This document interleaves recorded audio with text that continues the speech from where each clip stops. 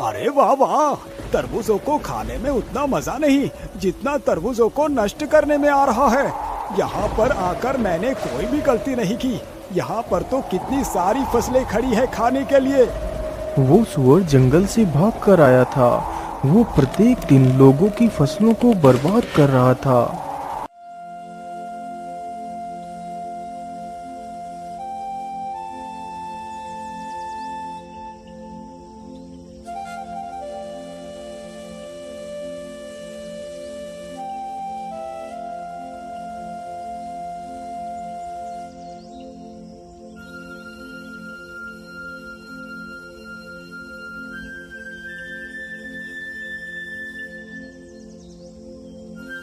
हे भगवान, ये क्या हो गया? मेरे खेत के तो सारे तरबूज उस दुष्ट सुअर ने बर्बाद कर दिए। अब मैं क्या करूंगा? अपना पेट कैसे पालूंगा? इन तरबूजों को बेचकर ही मैं अपना घर चला रहा था, परंतु उस दुष्ट ने मेरा सारा खेत बर्बाद कर दिया।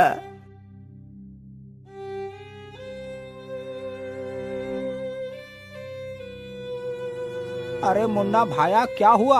आप रो क्यों रहे हो? अरे मंगलू भाई, सब कुछ तो तुम्हारी आंखों के सामने ही है। उस दुष्ट सुअर ने मेरा सारा खेत बर्बाद कर दिया। मुन्ना किसान की यह बात सुनकर मंगलू थोड़ा सा सहम जाता है। हे भगवान, यदि वो दुष्ट सुअर यहाँ तक आ गया तो कहीं उसने मेरे खेत को भी तो नहीं बर्बाद कर दिया। चलो जल्दी से मैं अपने खेत पर चलकर देखता हूँ। इतना सोचकर मंगलू अपने खेतों की तरफ जाता है तो देखता है उसकी सारी फसल एकदम ठीक है। हे भगवान, तेरा लाख लाख शुक्र है जो मेरा फसल सुरक्षित है। लेकिन इसमें इतना ज्यादा खुशी होने की जरूरत नहीं। यदि कल ही वो सुअर यहाँ आकर मेरा भी खेत नष्ट कर दे तो मैं क्या करूँगा?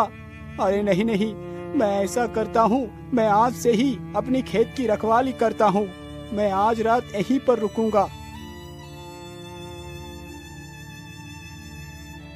रात होते ही मंगलू एक चारपाई पर बैठकर अपने खेत की रखवाली करने लगता है। उधर वह दुष्ट सुअर फिर से भोजन की तलाश में घूमने लगता है।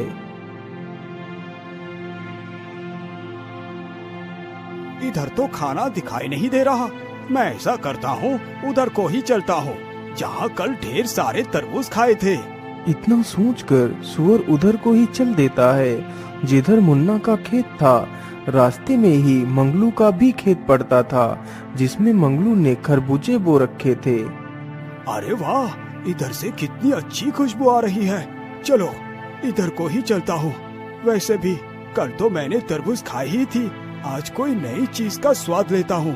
इतना सोचकर सुअर मंगलू के खेत की तरफ बढ़ता है। सामने से सुअर को आता देख मंगलू के पसीने छूट जाते हैं। अरे बाप रे बाप, इतना बड़ा सुअर! इसके दांत तो कितने पैने लग रहे हैं। ये तो कितना खतरनाक है। अरे हट हट, भाग जा, भाग दुष्ट सुअर, नहीं तो मैं तुझे मार डालूंगा। इतना बोलकर मंगलू डंडा लेकर सुअर की तरफ बढ़ता है, लेकिन सुअर मंगलू से बिल्कुल भी नहीं डरा। वहाँ से भागना तो दूर, सुअर और उल्टा मंगलू पर हमला करने के लिए आगे बढ़ता है और मंगलू को पूरे खेत में दौड़ाने लगता है। अरे अरे मूर्ख सुअर, तू यहाँ क्या कर रहा है? मेरे ही खरबूजे खाकर मुझ पर ही हमला कर रहा है। मुझे लगता है ये सुअर पागल हो गया है। अरे भागो!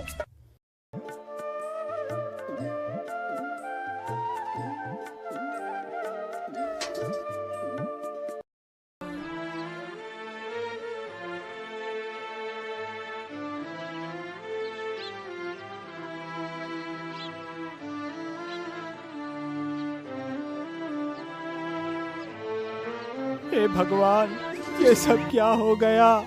मेरा सारा खेत उस दुष्ट सुअर ने उजाड़ दिया। अब मैं क्या करूंगा? मैं इस दुष्ट को जिंदा नहीं छोड़ूंगा। अरे मंगलू भाई, उस दुष्ट सुअर का तो आतंक बढ़ता ही जा रहा है।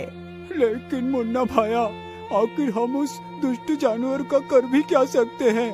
अरे भाई, आप मेरी सलाह मानो तो हमें महाराज के पास चलना चाहिए, वो हमारी मदद जरूर करेंगे। इतना सोचकर मंगलू और मुन्ना तथा गांव के कुछ लोग राजा के महल में पहुंचते हैं। महाराज, हमारी सहायता कीजिए, हमें बचा लीजिए महाराज। अरे आप लोग शांत हो जाइए, बोलिए आप लोगों की क्या तकलीफ है। राजा के पूछने पर गांव के सभी लोग बारी बारी से राजा को उस सुअर के बारे में बताते हैं। आप लोग शांत हो जाइए। मंत्री जी, उस सुअर ने जिस जिस को भी नुकसान किया है उसे 10-10 सोने की मोहरें दे दी जाए और पूरे राज्य में ये घोषणा करवा दो, जो कोई भी उस सुअर को जिंदा या मुर्दा लाकर मुझे देगा तो मैं उसे मुंह मांगा इनाम दूंगा। राजा का आदेश होते ही सैनिक पूरे राज्य में घूम घूम कर घोषणा करने लगते हैं। सुनो सुनो सुनो, हमारे राज्य में एक दुष्ट सुअर घुस आया है। यदि कोई भी इंसान उस सुअर को जिंदा या मुर्दा पकड़कर महाराज के सामने पेश करेगा तो महाराज उसे मुंह मांगा इनाम देंगे।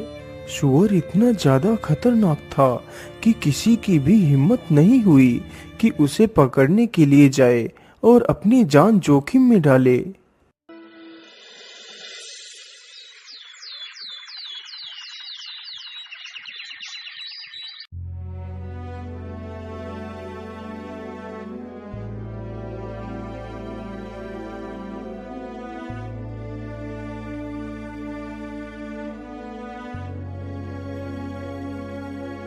अरे मंत्री जी, क्या आपने राज्य में मेरी घोषणा नहीं सुनाई? अभी तक कोई भी व्यक्ति उस सुअर को पकड़ने के लिए क्यों नहीं आया? महाराज, मुझे क्षमा कीजिए, लेकिन मैंने पूरे राज्य में यह घोषणा करवाई थी। महाराज, मुझे लगता है वह सुअर बहुत खतरनाक है, इसलिए कोई भी व्यक्ति जानबूझकर अपनी जान को जोखिम में नहीं डालना चाहता। परंतु मंत्री जी, यदि ऐसा ही रहा तो वो सुअर हमारे पूरे राज्य का विनाश कर देगा। महाराज, उस सुअर को पकड़ना या फिर मारना किसी आम आदमी के बस की बात नहीं है। मंत्री जी, मुझे लगता है मुझे अपनी शर्त को बदलना होगा। इसीलिए मंत्री जी, तुम जाओ और पूरे राज्य में ये घोषणा कर दो, यदि कोई भी मुझे उस सुअर को जिंदा या मुर्दा पकड़ कर देगा तो मैं उसे अपना आधा राज्य तथा अपनी राजकुमारी की विवाह भी उसी वीर के साथ करवा दूंगा। सुनो सुनो सुनो, राजा ने अपनी शर्त बदल दी है। अब यदि कोई इंसान उस सुअर को जिंदा या मुर्दा लाकर राजा को देगा तो राजा उसे अपना आधा राज्य दे देगा तथा अपनी पुत्री का विवाह उसी के साथ कर देगा।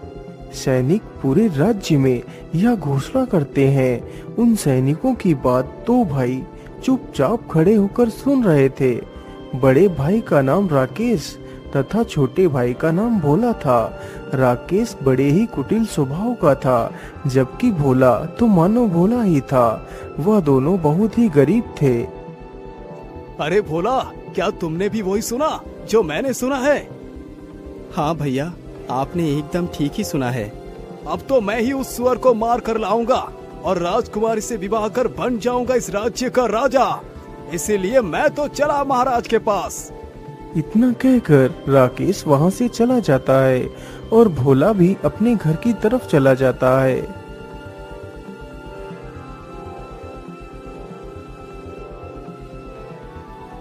महाराज, मैं लाऊंगा उस दुष्ट सुअर को मारकर। राजकुमारी से तो सिर्फ मैं ही विवाह करूंगा।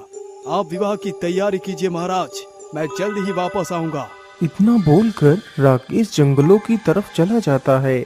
उधर उसका छोटा भाई भोला अपने बीमार पिता को सारी बात बताता है। पिताजी, इसके अलावा हमारे पास और कोई दूसरा रास्ता नहीं। ऐसे तिल तिल मरने से अच्छा है कि कोई वीरता भरा कार्य करता हुआ मर जाऊं। पुत्र, तुम ऐसा क्यों बोल रहे हो? तुम अपने आप को ही क्यों कोसते रहते हो? पिताजी, और मैं क्या करूं? एक बेटा होने का मैं कोई भी फर्ज नहीं निभा पा रहा। यदि मैं आपका दवाई भी नहीं ला पा रहा तो मैं कैसा बेटा हूं पिताजी? भैया तो कुछ भी नहीं करते, दिन भर इधर उधर घूमते रहते हैं। मैं अकेला घर नहीं चला पा रहा पिताजी, मैं क्या करूं? पुत्र, तुम दुखी मत हो, भगवान पर भरोसा रखो, सब कुछ ठीक हो जाएगा। पिताजी, यदि सचमुच भगवान सब कुछ ठीक कर देंगे तो मैं भगवान के सहारे ही उस दुष्ट सुअर को पकड़ने के लिए जाऊंगा। यदि ईश्वर ने चाहा तो मैं जरूर अपने मकसद में कामयाब होऊंगा। ठीक है बेटा, यदि तुम्हारी यही इच्छा है तो तुम जा सकते हो। जाओ पुत्र, ईश्वर तुम्हारी सहायता अवश्य करेगा। ठीक है पिताजी, अब मैं चलता हूँ। इतना बोलकर भोला महल की तरफ चल पड़ता है और जल्दी ही महल में पहुंच जाता है। महाराज, मुझे आपकी शर्त मंजूर है। मैं लाऊंगा उस सुअर को। मुझे जाने की आज्ञा दी जाए महाराज। ठीक है पुत्र, तुम जा सकते हो। राजा की आज्ञा मिलते ही भोला एक तलवार लेकर जंगलों की तरफ निकल पड़ता है। उधर भोला का भाई राकेश पूरे जंगल में इधर उधर घूमता है, लेकिन उसे सुअर कहीं भी दिखाई नहीं देता। अरे बाप रे बाप, सुबह से घूमते घूमते तो मुझे दोपहर हो चुकी है, अभी तक मुझे वो सुअर दिखा ही नहीं दिया। इतना कहकर राकेश फिर आगे बढ़ता है और इधर उधर उस सुअर को ढूंढने लगता है। अरे राम राम राम, इतनी कड़कती धूप में मुझसे चला नहीं जा रहा। भाड़ में जाए वो सुअर, अब तो मैं इससे आगे और नहीं चल सकता। मैं ऐसा करता हूँ, इसी पेड़ के नीचे लेटकर थोड़ा सा आराम कर लेता हूँ। इतना कहकर राकेश उसी पेड़ के नीचे लेटकर सो जाता है। उधर भोला बेचारा कड़कती धूप में ही उस सुअर को ढूंढता है। अरे रुक जाओ बेटा, मेरी बात सुनो। भोला जैसे ही पीछे मुड़कर देखता है तो उसके सामने एक बूढ़ा बौना आदमी खड़ा होता है, जिसके हाथ में एक तलवार होती है। बोलिए बाबा, आप मुझसे क्या कहना चाहते हैं? अरे बेटा, तुम तो कितने कठोर हो। इस कड़कती धूप में भी पैदल चलकर उस सुअर को ढूंढ रहे हो। वाकई तुम तो कितने परिश्रमी हो, इसलिए मैं तुम्हें कुछ देना चाहता हूँ पुत्र। बोलिए बाबा, आप मुझे क्या देना चाहते हैं? बेटा, तुम मेरी इस तलवार को ले लो। यह तलवार बहुत शक्तिशाली है, इसके वार से आज तक कोई भी शत्रु नहीं बच पाया। लेकिन बाबा, आप हो कौन, और आप ये तलवार मुझे क्यों दे रहे हैं, जबकि आप खुद इस तलवार से उस दुष्ट सुअर को मारकर राजा से बहुत कुछ प्राप्त कर सकते हैं। बेटा, मैं यहीं पास के गांव में ही रहता हूँ। जब मुझे पता चला कि तुम उस सुअर को मारने के लिए जा रहे हो, तो मैंने सोचा कि क्यों ना मैं इस तलवार को तुम्हें दे दूं, क्योंकि बेटा अब तो मैं बूढ़ा हो चुका हूँ और मैंने अपनी सारी जिंदगी जी ली है, लेकिन अभी तुम्हारी तो सारी जिंदगी पड़ी है जीने के लिए। इसलिए बेटा, मुझसे ज्यादा तुम्हें इस तलवार की जरूरत है, इसलिए तुम इस तलवार को रख लो। ठीक है बाबा, लाइए, मुझे अपनी तलवार दे दीजिए।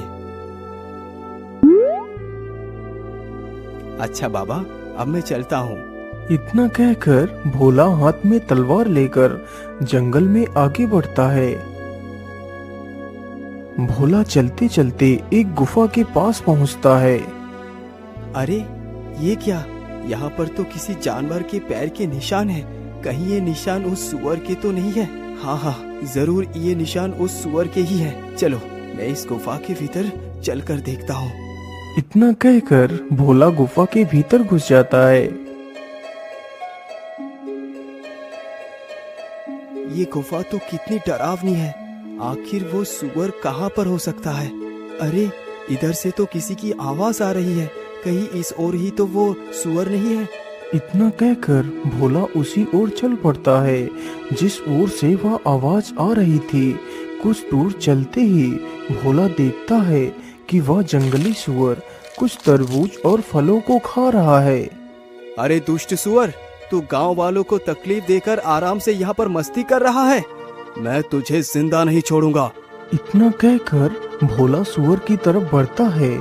सुअर भी इतना खूंखार था कि वह भी भोला पर हमला करने के लिए उसकी तरफ बढ़ता है। सुअर जैसे ही भोला के ऊपर छलांग मारता है, तभी भोला अपनी तलवार को सुअर के सीने में उतार देता है। इस प्रकार वह दुष्ट सुअर भोला के हाथों मारा जाता है। सुअर तो मर गया, चलो अब इसे अपने कंधों पर उठाकर ले चलता हूँ। इतना कहकर भोला उस सुअर को अपने कंधों पर लाद कर चल देता है।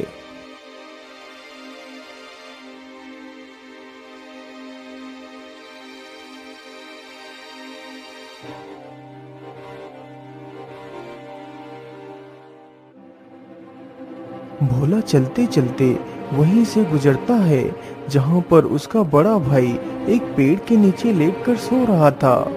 अरे बड़े भैया तो यहाँ पर सोए हुए हैं, चलो मैं उन्हें जगाकर अपने साथ ले चलता हूँ। कहीं किसी जंगली जानवर ने इन्हें यहाँ पर देख लिया तो उन्हें नुकसान भी पहुँचा सकते हैं। अरे भैया उठिए और देखिए, मैं उस सुअर को मार कर ले आया हूँ। भोला के इतना बोलते ही राकेश की आंखें खुल जाती हैं। भोला के कंधों पर उस सुअर की लाश को देखकर राकेश की तो आंखें फटी की फटी रह जाती हैं। अरे भोला, तुमने अकेले ही इस सुअर को मार दिया। तुम तो कितने वीर हो। भैया ये सारा कमाल इस तलवार का है। लेकिन भोला, सारा कमाल इस तलवार का है, वो कैसे? मैं कुछ समझा नहीं। फिर भोला सारी कहानी अपने बड़े भाई को सुनाता है। ओ अच्छा, तो कमाल इस तलवार का है। मुझे कुछ भी करके इस सुअर को हथियाना होगा। यदि ये सुअर को लेकर राजा के पास पहुंच गया तो राजा का आधा राज्य तथा राजकुमारी इसकी हो जाएगी। अरे नहीं नहीं, मेरे जीते जी मैं ये कभी नहीं होने दूंगा। क्या हुआ भैया, आप कहाँ खो गए? अरे नहीं नहीं नहीं भाई, मैं ये सोच रहा था कि तुम इस सुअर का शिकार करके काफी ज्यादा थक गए होंगे। तुम ऐसा करो, इसी पेड़ के नीचे लेटकर थोड़ा सा आराम करो। मैं अभी तुम्हारे लिए कुछ फल लेकर आता हूँ। तुम थोड़ा सा कुछ खा लो, फिर हम घर चलेंगे। ठीक है भैया, जैसी आपकी इच्छा, मैं यहीं पर रुक जाता हूँ। इतना सुनकर राकेश जल्दी ही वहाँ से चला जाता है।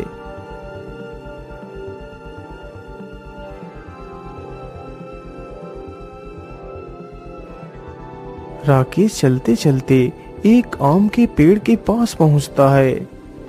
अरे वाह, इसमें तो कितने सारे आम लगे हुए हैं। चलो इसी में से कुछ आम तोड़ लेता हूँ। राकेश तुरंत ही एक पत्थर उठाता है और पेड़ पर फेंकता है तो कुछ आम टूटकर नीचे गिर जाते हैं।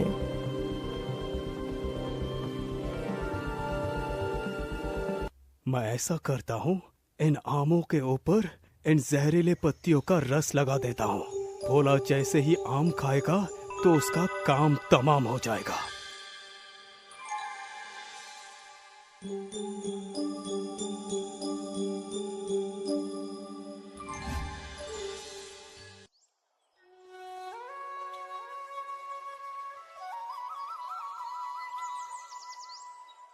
अरे भोला, उठो उठो, देखो मैं तुम्हारे लिए फल तोड़ कर ले आया हूँ। इतना सुनते ही भोला आंखें खोलकर देखता है तो उसके सामने कई सारे आम के फल रखे हुए होते हैं। तो भोला उसमें से एक आम का फल उठा लेता है। भैया आप भी खाइए ना, आप चुपचाप क्यों बैठे हैं? अरे नहीं नहीं भाई, मैं ये फल नहीं खा सकता। ये फल तो मैं सिर्फ तुम्हारे लिए लाया हूँ। मैं तो पेड़ के पास बैठकर ढेर सारे फल खाकर आया हूँ। अब तो मेरे पेट में बिल्कुल भी जगह नहीं बची है कि मैं कुछ और खाऊं। अच्छा ठीक है भैया, मैं कुछ फल खा लेता हूँ और कुछ फल पिताजी के लिए भी ले चलता हूँ। भोला तुरंत ही आम के फलों को खाने लगता है। भोला ने अभी मुश्किल से एक ही आम का फल खा पाया था। अरे भैया, ये कैसा आम था? इसे खाकर तो मुझे चक्कर से आने लगे हैं। इतना कहकर बेचारा भोला जमीन पर गिर जाता है। अरे वाह वाह, भोला तो गया काम से। अब तो मैं बनूंगा राजा। चलो मैं ऐसा करता हूँ, इसकी लाश को कहीं दूर झाड़ियों में दफना देता हूँ।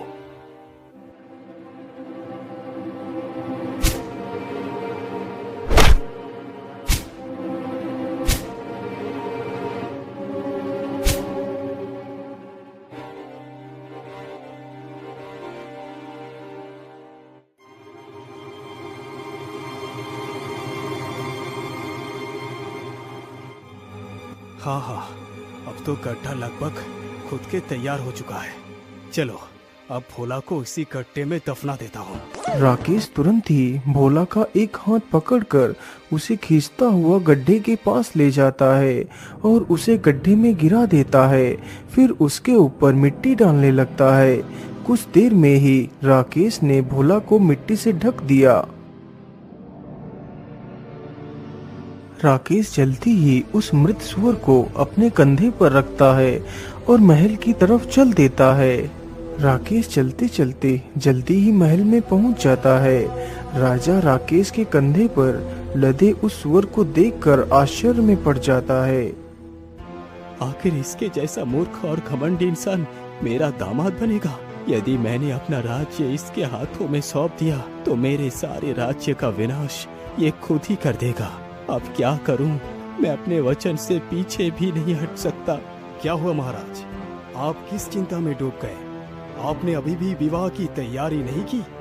अरे बेटा, मैं तुम्हारा विवाह अपनी पुत्री से अवश्य कराऊंगा, लेकिन अभी नहीं। पंडित जी ने बताया है अभी 7 दिनों तक मुहूर्त अच्छा नहीं है, इसीलिए हम तुम्हारा विवाह और अपना आधा राज्य इन 7 दिनों के बाद ही देंगे। ठीक है महाराज, मुझे इससे कोई भी आपत्ति नहीं। मैं 8वें दिन ही दूल्हा बनकर अपनी राजकुमारी तथा अपने आधे राज्य को लेने आऊंगा। इतना बोलकर राकेश वहां से वापस चला जाता है। बेटा राकेश, तुम्हारा भाई भोला अभी भी लौटकर क्यों नहीं आया? वो भी तो सुअर का शिकार करने के लिए गया था। अरे पिताजी, आप मेरा दिमाग क्यों खा रहे हैं? मुझे क्या पता भोला कहाँ गया। आप खुद ही चले जाइए और भोला को ढूंढ कर ले आइए। लेकिन बेटा, तुम तो अच्छी तरह जानते हो कि मैं उठ चल नहीं सकता। बेटा, तुम खुद जाकर देख आओ तुम्हारा भाई कहाँ है। पिताजी, मैं कहीं नहीं जाऊंगा। यदि वो वापस नहीं आया तो इसका मतलब उसे किसी जंगली जानवर ने खा लिया होगा। अरे नहीं नहीं बेटा, तुम ये कैसी बातें कर रहे हो? तुम इतने कठोर मत बनो। ये मत भूलो कि वो तुम्हारा ही भाई है। बेटा, बुरे वक्त में एक भाई ही दूसरे भाई का सहारा बनता है।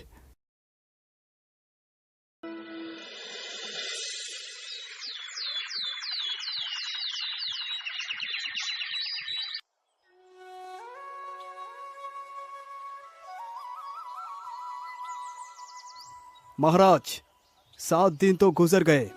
आज तो शुभ मुहूर्त है। आप जल्दी से मेरा विवाह राजकुमारी से कर मुझे अपनी आधा संपत्ति दे दीजिए। हे भगवान, क्या मेरी पुत्री का भाग्य इसी दुष्ट के भाग्य से जोड़ दिया है? यदि ऐसी बात है प्रभु, तो मैं खुशी खुशी अपनी पुत्री का विवाह इसी के साथ करने के लिए तैयार हूँ। ठीक है, जरा बैठो। मैं अपने पूरे राज्य में अपनी बेटी के विवाह की घोषणा करवा दूं। मंत्री जी, जाइए और राजकुमारी के विवाह की घोषणा करवा दीजिए और कह दीजिए कि सभी लोग जल्दी से जल्दी राजकुमारी के विवाह में शामिल हो। सुनो सुनो सुनो, राजा की पुत्री का आज विवाह है, इसलिए सभी लोग राजा के महल में जल्दी से जल्दी पहुंच जाइए।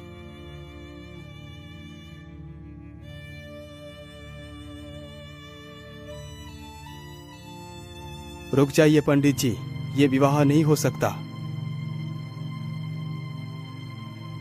अरे भोला बेटा, तुम कहाँ से आ गए? तुम तो मर गए थे। नहीं महाराज, मैं मरा नहीं, लेकिन मुझे मारने की पूरी कोशिश की गई थी। लेकिन भोला, तुम्हें किसने मारने की कोशिश की? बताओ मुझे। महाराज, मुझे मारने वाला कोई और नहीं बल्कि मेरे बड़े भैया ही है। लेकिन भोला, तुम इतने दिनों से थे कहाँ? फिर भोला अपनी सारी कहानी वहां पर खड़े सभी लोगों को सुनाने लगता है।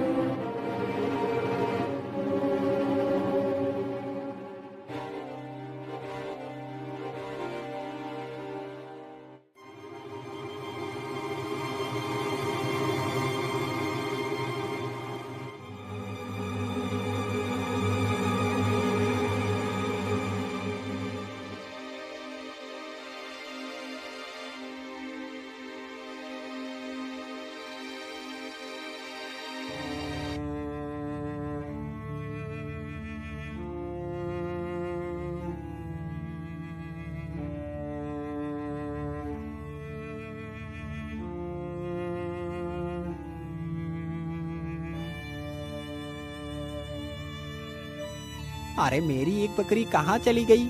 अभी तो मेरी दोनों बकरियां यहाँ पर घास खा रही थी, लेकिन अचानक से कहाँ चली गई? तभी चरवाहे की नजर अपनी बकरी के ऊपर पड़ती है, जो बकरी उसी स्थान पर घास खा रही थी जहाँ कुछ देर पहले राकेश ने अपने भाई भोला को दफनाया था। अरे मेरी बकरी तो वहाँ पर है, चलो उसे वहाँ से इधर को ले आता हूँ। इतना कहकर चरवाहा अपनी बकरी को हाँकने के लिए जाता है तो देखता है कि वहाँ पर ताजी मिट्टी खुदी हुई पड़ी है। उसी मिट्टी के भीतर से एक हाथ बाहर निकला हुआ है। राकेश ने जल्दबाजी में अपने भाई को दफनाया था तो उसका एक हाथ मिट्टी के बाहर ही रह गया था। यह देखकर तो चरवाहा काफी डर जाता है। अरे राम राम राम, ये हाथ किसका है? चरवाहा जल्दी से उस हाथ को पकड़कर देखता है। अरे ये इंसान तो जिंदा है, इसकी तो सांसें चल रही है। चलो मैं जल्दी से इसे बाहर निकाल लेता हूँ। चरवाहा बिना देर किए हुए जल्दी जल्दी से मिट्टी को हटाने लगता है और भोला को बाहर निकाल लेता है।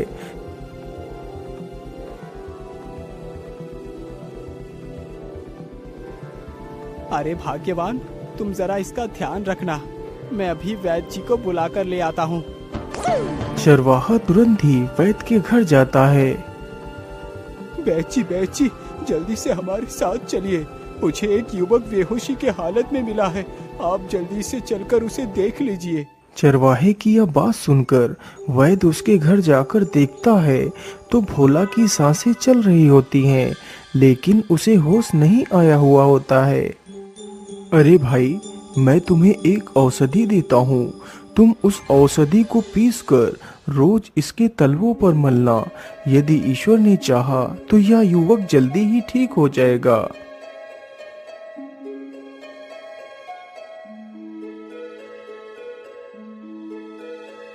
वह चरवाहा प्रत्येक दिन उस औषधि को भोला के तलवों पर मलता रहता है, शायद इसी उम्मीद में कि भोला को होश आ जाए। इसी प्रकार धीरे धीरे 7 दिन गुजर जाते हैं।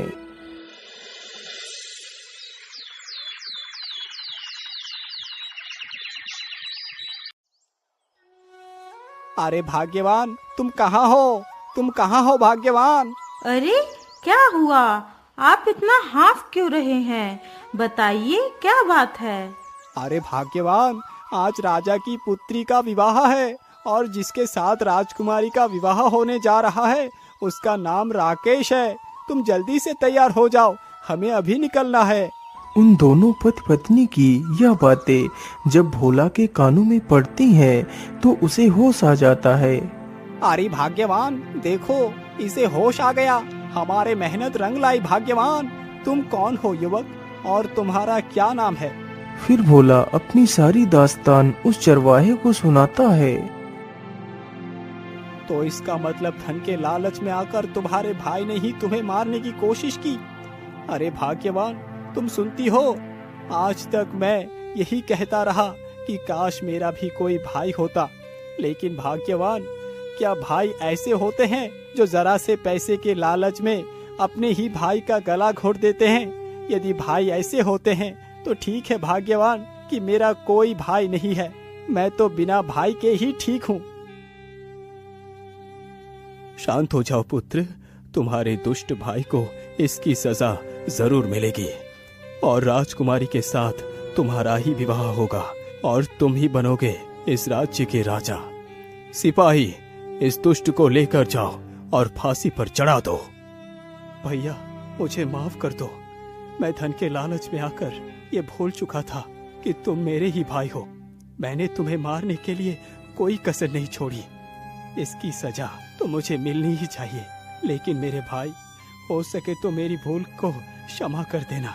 यदि तुमने मुझे क्षमा नहीं किया तो मैं मरकर भी तड़पता रहूंगा। चलो सैनिकों, मैं आपके साथ चलने के लिए तैयार हूँ। रुक जाओ सैनिकों, छोड़ दो मेरे भाई को। अरे बेटा, तुम ये क्या कर रहे हो? तुम अपने कातिल पर रहम दिखा रहे हो। महाराज, मुझे क्षमा कर दीजिए। मैं मानता हूँ कि मेरे भाई ने जो भी किया है वो बहुत गलत था, लेकिन उसने अपनी गलती को स्वीकार लिया है। महाराज, जो गलती उसने की वो गलती मैं नहीं कर सकता।